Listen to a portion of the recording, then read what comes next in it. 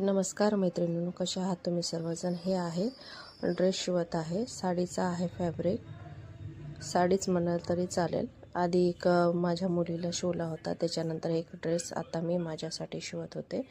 त्याच्यानंतर मग आता हे क्लायंटचे एका कस्टमरचे स्लीव्स अटॅच करायचे होते आणि रेडी टू वेअर साडी होती।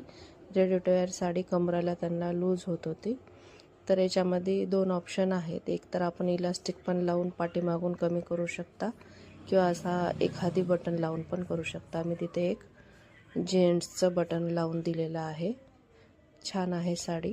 त्याच्यानंतर हे माझा ड्रेस करता करता साईडला ठेवला आणि हे एक माझा ड्रेस शिवत होता। आता ह्याच्यामध्ये फ्रंटचा पानगळा घेतलेला, बॅकचा राऊंड आणि ह्याची गळ्याची विड्थ 7 आहे।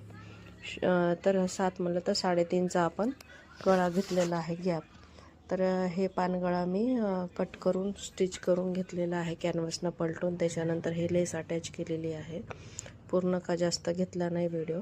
नंतर हेच धागा याला पण यूज होत होता आणि परत हे द्यायचं होतं, पण मला ह्याच्यावरलं ड्रेस टॉप राहिलेला आहे आता कट करायचा।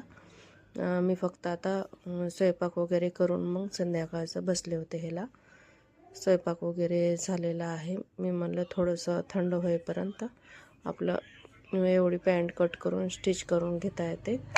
एवढी आता हे अम्ब्रेला पॅन्ट आहे। अम्ब्रेला पॅन्टची कटिंग आणि स्टिचिंग जर पाहायची असेल तर कमेंट करा, मी लॉंग व्हिडिओ एखादी बनवते। तसा एक बनवलेला आहे। अशा प्रकारे हे बघा, लेस खालच्या साईडला अटॅच केलेली आहे आणि वरी गळ्याला पण स्लीव्सला। हे पण एक आहे माझा प्रिन्स कटचा घेतलेला आहे याचा, आणि चुनट घेतलेला आहे घेर, आणि साईडने कट ठेवलेला आहे। हे सर्व मी बाहेरगावी गेल्यावर वेअर केल्यावर तुम्ही पाहू शकता।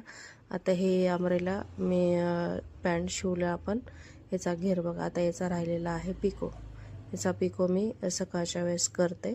अशा प्रकारे व्हिडिओ बनवला। व्हिडिओ आवडला असेल लाईक, शेअर, सबस्क्राईब